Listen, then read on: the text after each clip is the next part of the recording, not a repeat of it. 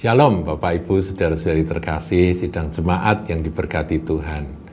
Saudaraku, muter-muter kalau mau bicara tentang ortodoksi, itu biasanya kita diperhadapkan pada dua ekstrem, ya. Ekstrem ini khususnya tentang kristologi dan juga tentang posisi Bapa, Putra, Roh Kudus yang kita kenal dengan Tritunggal itu, yang selalu digugat, yang selalu dipermasalahkan oleh, ini dari dalam Kristen sendiri, oleh kelompok bidat yang menyebut diri mereka Arianisme, atau kita yang menyebut mereka Arianisme. Karena apa? Karena mereka ini memegang akan ajaran dari Imam Arius.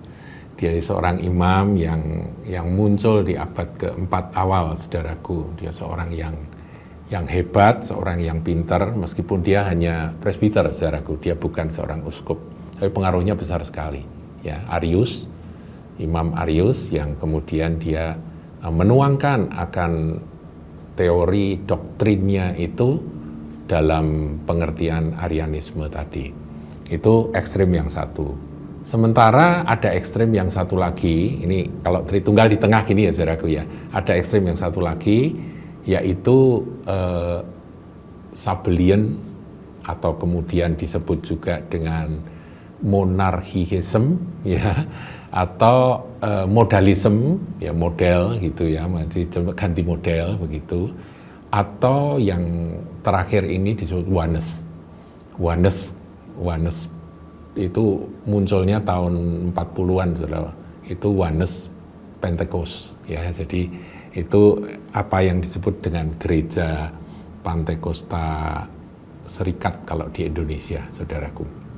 Nah, jadi ada dua ekstrem kiri kanan, sementara iman ortodoks yang sudah digariskan oleh para Bapak Rasuli dan Bapak-Bapak gereja melalui pergumulan yang lama, melalui akan kemelut menghadapi dua kiri kanan ekstrem ini kristologi yang sesat ini. Nanti saya tunjukkan mengapa mereka memulainya dengan karena adanya ekstrem itu tuh kenapa? Mereka kok sampai menyimpang, sampai jadi bidat, ini pun jadi bidat. Itu kenapa? Yang tengah adalah iman ortodoks atau iman yang diwariskan sampai sekarang ini. Jadi gereja Katolik, gereja ortodoks Yunani, gereja ortodoks yang bukan Yunani, misalnya ortodoks Syria, kemudian gereja ortodoks Koptik dan sebagainya, ya. Itu Katolik juga, saudara, ya. Itu semua menganut akan ini, memegang teguh pada warisan iman para rasul yang disebut dengan pengakuan iman rasuli, terus dan turunannya sampai pada gereja-gereja Protestan itu masih, saudaraku, masih berpegang pada itu. Jadi sebetulnya secara ortodoksi Protestan dengan Katolik itu kalau kristologi dan Tritunggalnya itu nggak berbeda, saudara, ya. Kalau nanti ada sedikit perbedaan itu karena adanya orang yang ngutek-ngutek lebih dalam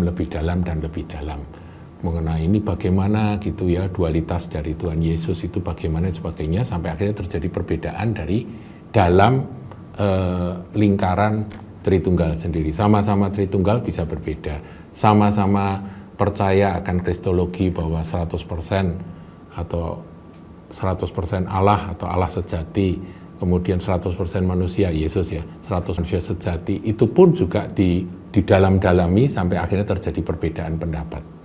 Nah, ini terjadi, saudaraku, ya, manusia namanya manusia. Tetapi secara umum, tadi saya katakan bahwa gereja-gereja dari zaman dahulu yang terus sejarahnya itu turun sampai gereja ortodoks, kemudian gereja-gereja Roma Katolik, sampai Protestan, sampai kemudian nanti ada gereja macam-macam, saudaraku, ya, termasuk Pantekosta, itu pada awalnya masih sama semuanya. Tapi kemudian, saudaraku, ya, kemudian dari gereja Pantekosta ada yang menyimpang, Ya, itu tahun 45 gereja Pantekosta United, mereka sebut itu ya, United itulah Oneness, saudara. Ya, itu tahun 45 di Amerika itu. Wah, itu tokohnya hebat, yaitu William Branham itu salah satu tokoh. Dan mereka menentang akan doktrin Trinitas atau doktrin Tritunggal, saudaraku. Nah, saya akan bicara tentang dua ekstrem ini ya. Saya harap saudara ngikuti ya. Mengapa sampai ada iman Arianisme yang diinisiasi oleh Arius? Mengapa? Karena mereka membaca akan ayat-ayat subordinasi. Misalnya, Tuhan Yesus berkata, Bapakku lebih besar dari aku. Kalimat itu dipegang. Kemudian Tuhan Yesus harus kembali kepada Bapa. Ya, jadi itu subordinasi. Artinya seakan-akan posisi Yesus itu ada di bawah Bapa. Nah, tentunya di dalam fungsi sebagai putra itu benar ada subordinasi. Karena Yesus kan menjadi teladan sempurna kita. Meskipun sebagai sang firman dia setara dengan Bapa karena dia adalah firman yang menjadi manusia. Tetapi sebagai manusia Yesus yang melaksanakan karya penebusan, dia harus menjadi contoh bagi anggota tubuhnya bagaimana menundukkan diri kepada Allah Bapa. Nah, inilah yang disebut ayat-ayat subordinasi. Ayat-ayat penaklukan diri dan seakan-akan Tuhan Yesus itu lebih rendah dari Bapa. Tapi sebetulnya ada juga banyak ayat-ayat yang membuktikan bahwa Yesus itu sebetulnya setara. Ya, kalau satu ayat yang kita sudah berulang kali sampaikan, Yohanes 1 ayat 1, pada mulanya adalah firman, firman itu bersama-sama dengan Allah dan firman itu adalah Allah. Itu sudah tak terbantahkan, saudaraku. Bahwa firman itu sudah bersama-sama dengan Allah sejak semula. Dan firman itu adalah Allah secara hakikat. Ya, ini pengertian Tritunggal tentang posisi Yesus, kemudian posisi Roh Kudus yang adalah Roh Allah. Yang adalah Allah ya dalam peristiwa Anania Safira itu kan dikatakan engkau mendustai Roh Kudus, engkau bukan mendustai manusia tapi engkau mendustai Allah. Jadi mendustai Roh Kudus mendustai Allah. Jadi Roh Kudus adalah Allah, saudaraku. Tapi Roh Kudus adalah satu pribadi. Ketika Tuhan Yesus memperkenalkan dia sebagai Parakletos itu seorang penolong yang lain. Jadi itu pribadi, saudara. Jadi kita pahami ya. Nah, Arianisme terjebak kotak-katik dari pikirannya Arius sampai karena dia menyelidiki tentang ayat-ayat subordinasi itu, akhirnya dia menetapkan Yesus tidak setara dengan Bapa. Nah, bagaimana dia menafsirkan akan Yohanes 1 ayat 1? Bagaimana dia menafsirkan Yohanes 1 ayat 3? Yang berkata, segala sesuatu dijadikan oleh dia dan tidak ada sesuatu pun yang telah jadi tanpa dia. Dan tanpa dia tidak ada sesuatu pun yang telah jadi.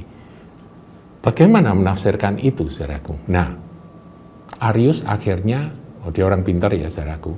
Dia membuat sebuah teori. Jadi pada mulanya dia bilang bahwa itu satu waktu yang tidak diketahui. Itu bukan kronos, bukan kairos, dia bilang begitu. Karena kata waktu itu hanya ada dua itu ya, kronos, kairos di dalam bahasa Yunaninya. Dia bilang bukan kronos, bukan arios, bukan kairos, bahwa ada saat di mana Bapa itu seorang diri. Kemudian Bapa menciptakan firman. Ya, karena dia menerima bahwa Yesus adalah Logos yang menjadi manusia. Jadi itu diterima, saudara. Makanya saya bingung juga bahwa pendeta yang bikin heboh itu dan mengatakan bahwa Yesus itu bukan Logos yang menjadi manusia. Bukan, tapi manusia sempurna yang kemasukan Logos gitu, ya, dibalik sama dia. Itu sebetulnya bukan Arius. Kalau Arius aslinya masih percaya bahwa Yesus itu adalah Logos yang menjadi manusia. Jadi manusia Yesus itu yang lahir di Bethlehem itu adalah Logos yang menjadi manusia. Tapi Logos ini sama dia dibuat cerita. bahwa Logos itu diciptakan oleh Bapa. Jadi pada mulanya Bapa seorang diri, kemudian dia menciptakan Logos, dan bersama-sama dengan Logos itulah dia menciptakan seluruh dunia ini, alam semesta ini. Itulah dasar pemikiran dari Imam Arius yang disebut Arianisme. Sehingga Yesus tidak pernah bisa sederajat atau setara dengan Bapa. Ini sesat, saudaraku. Sesat. Karena segala sesuatu diciptakan oleh firman. Nah, kalau firman itu adalah ciptaan, lah ya firman apalagi yang menciptakan firman? Ngerti ya yang saya maksudkan, saudaraku? Berarti ada firman lagi yang menciptakan firman, kan begitu. Ya itulah keplesetnya pikiran dari Arius yang terlalu pinter itu, dia di situ dia dibelokkan oleh iblis sehingga dia menjadi penyesat. Sehingga dia meskipun mengakui Yesus adalah firman yang menjadi manusia, Yesus adalah sang firman, tapi tetap itu adalah ciptaan gitu ya. Nah, ini punya anak cucu.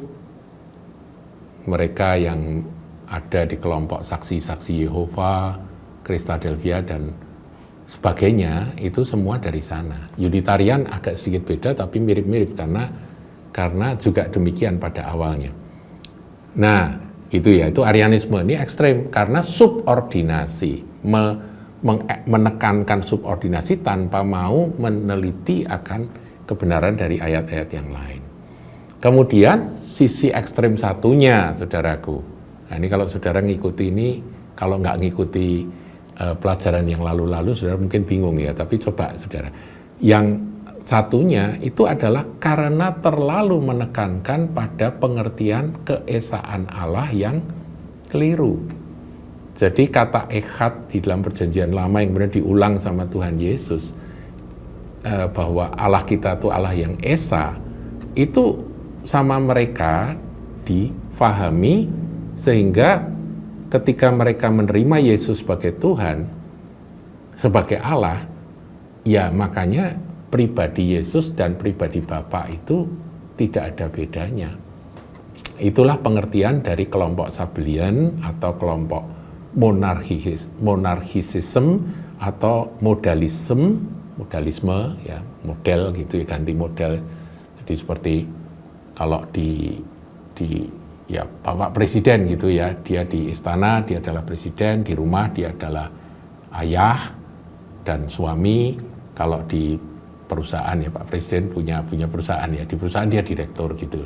Jadi cuma ganti baju gitu, saudaraku, ganti fungsi gitu aja. Nah demikian karena mereka berpegang pada keesaan Allah, mereka menolak politeisme dengan pengertian mereka yang terlalu kaku. Akhirnya mereka terjebak dengan menyederhanakan bahwa Yesus itu ya Bapa, Roh Kudus itu ya Allah Bapa, ya Allah. Roh Kudus itu ya Allah, tapi ya Bapa, satu pribadi yang berperan. Di perjanjian lama itu Bapa, kemudian di perjanjian baru itu Yesus, ketika Yesus naik ke surga, kemudian nanti Roh Kudus yang berperan sampai hari ini. Begitulah pengertian dari mereka yang hari-hari ini kita kenal dengan istilah oneness. Saudaraku, ternyata orang-orang oneness ini kekeh berpegang teguh pada pemahaman tersebut. Dan pemahaman itu ya seperti itu. Jadi kalau ditanya yang disalib itu Bapa atau Putra, ya dia bilang ya disalib Tuhan Yesus. Tetapi Bapa ikut menderita di situ. Makanya ada teori yang disebut teori Bapa yang menderita. Itu teori dari Sabellian, teori dari modalisme tadi, saudaraku, oneness.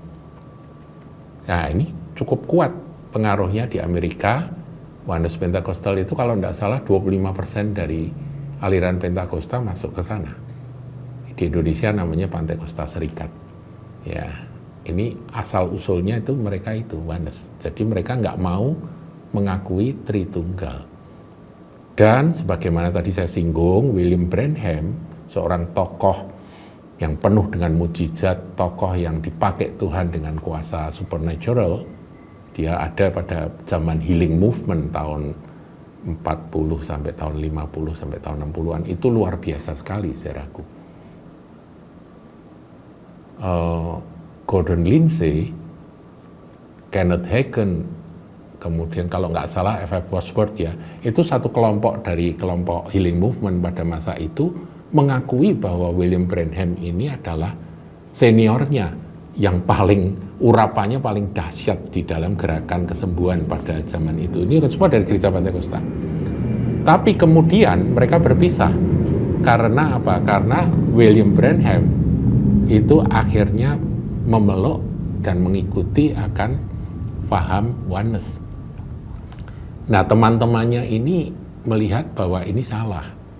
Karena Pantekosta itu 75% Trinity, saudaraku, di sana ya, di Amerika ya.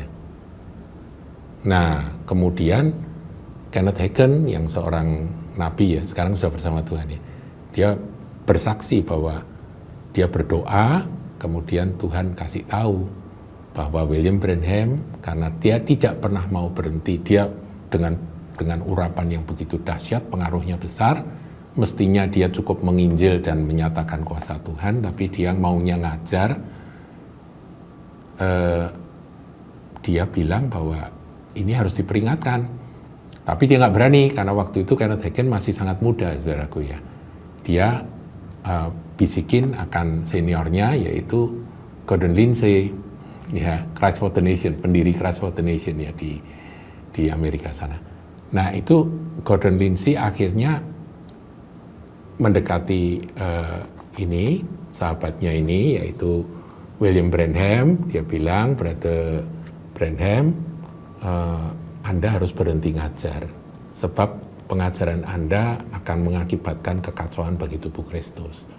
Kemudian dia ya sedikit berbicara tentang Tritunggal, ditentang, saudaraku, karena memang sudah kena pada pengajaran oneness yang anti Tritunggal. Mereka menganggap Tritunggal itu politeistik atau politeisme. Nah, Gordon Lindsay gagal, akhirnya ya mereka berdoa lagi, ini teman-teman ini dari gerakan healing movement ya, gerakan kesembuhan ilahi. Nah, kemudian Kenneth Hagin mendapat suara Tuhan, karena dia seorang nabi ya, mendapatkan suara Tuhan bahwa Tuhan akan mengambil hambanya yang bernama William Branham itu, karena dia tidak mau dihentikan, akan diambil.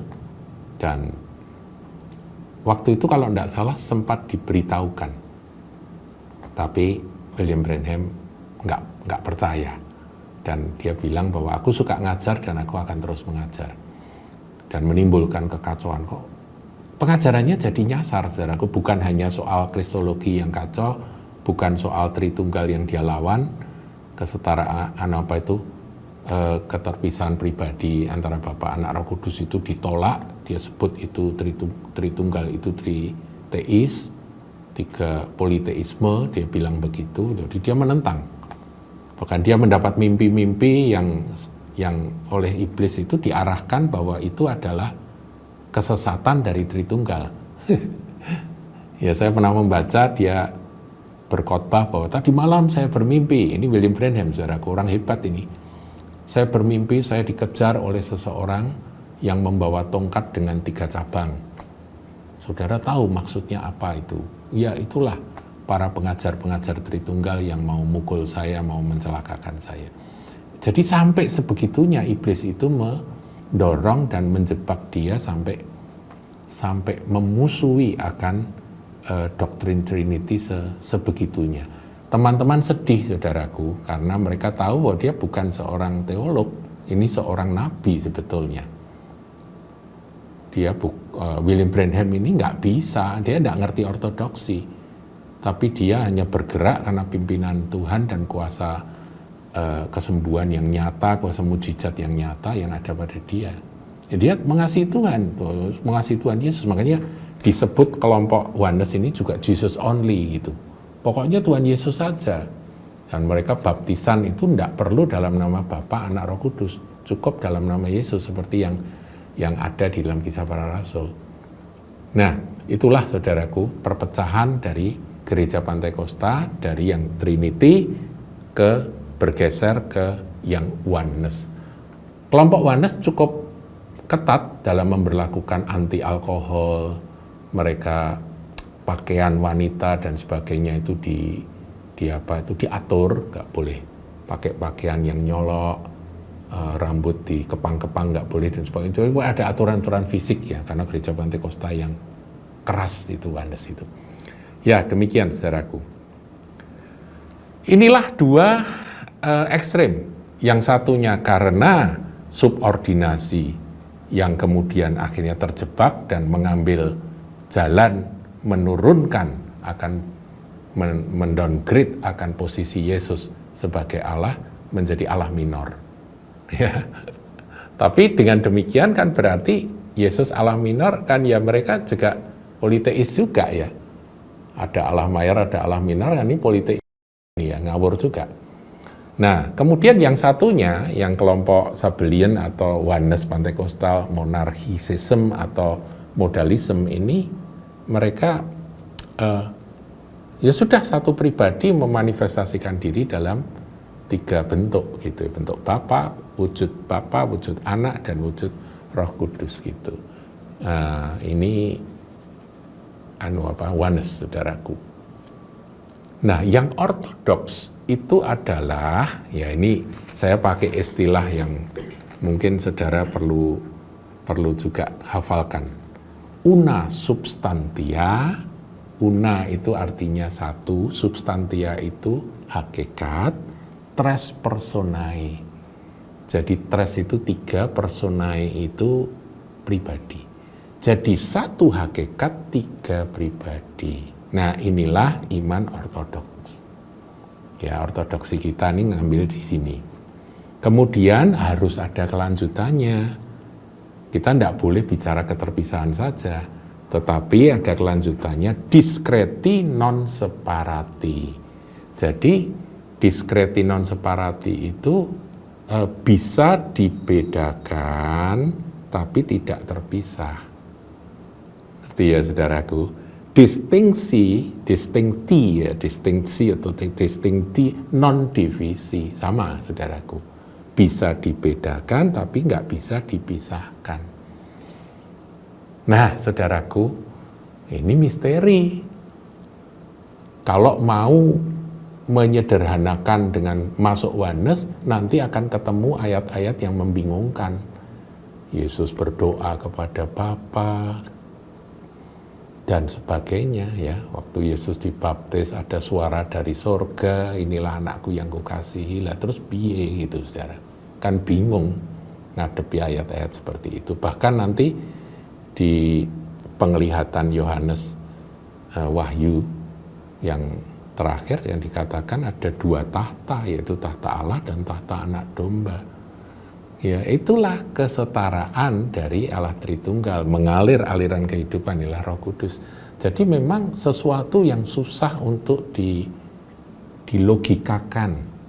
Tetapi kita harus menerima akan faham Tritunggal ini dengan iman dan kasih, saudaraku. Nah, bagaimana sekarang sikap kita terhadap Arianisme? Ya, kalau pendeta yang bikin heboh itu kan dia mengajar Arianisme, saudaraku. Tapi sebenarnya bukan murni Arianisme, karena belakangan ini dia sudah, kalau dulu dia bilang bahwa Yesus tidak setara dengan Bapa, itu Arianisme. Tapi dia belum sebut Yesus itu ciptaan atau pencipta, itu dia belum sebut. Dia tidak mau nyinggung itu. Tapi belakangan ini kan dia Yesus manusia sempurna yang dimasuki oleh Logos gitu ya. Nah ini nanti lama-lama jadi ebionit ini ya. Ya makanya saudaraku, dalam hal ini kita nih harus rendah hati. Kalau ada sepertinya keyakinan ini yang benar gitu ya, temuan, itu jangan buru-buru ngajar. Nah, kalau dia pengaruhnya besar, dia ngajar kadung salah, kemudian ada sanggahan dari teman-teman hamba Tuhan lain, kalau dia sombong, dia mundur isin, orang Semarang bilang. Malu untuk mundur, malu untuk mengakui bahwa dia salah. Akhirnya dia dijebak oleh kuasa gelap, oleh iblis, untuk terus dia diangkat-angkat bahwa lihat itu, yang mengikuti engkau cukup banyak, jangan takut, kamu punya pengaruh kuat, inilah yang menjadi temuanmu, kamu harus terus maju. Ya seperti itu saudaraku, dia akhirnya menganggap bahwa semua di luar dia dan jemaat yang dia gembalakan itu sesat semua, yang benar dia sendiri, meskipun tidak ngomong, saudara. Ini bahaya besar sekali.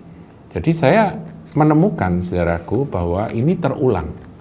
Yang Arianisme mendowngrade Yesus karena terjebak oleh ayat-ayat subordinasi, kemudian yang berpegang teguh pada ayat keesaan Allah, ya, Shema Israel Adonai Elohenu Adonai Echad, kata Echad itu, wah mereka pegang teguh, jadi tidak boleh ada pemisahan antara Bapa, Anak, Roh Kudus.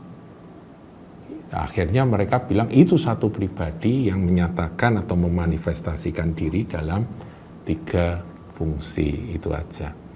Ya, saudara, inilah obrolan. Saya nggak buka ayat firman ya, karena sudah banyak ayat-ayat firman yang ada dalam video-video yang lain. Tapi saudara ikuti ini, tangkap bahwa selalu terulang dalam sejarah. Arianisme dengan segala bentuk anak cucunya, dan Sabellianisme dengan segala bentuk anak cucunya itu akan bermunculan.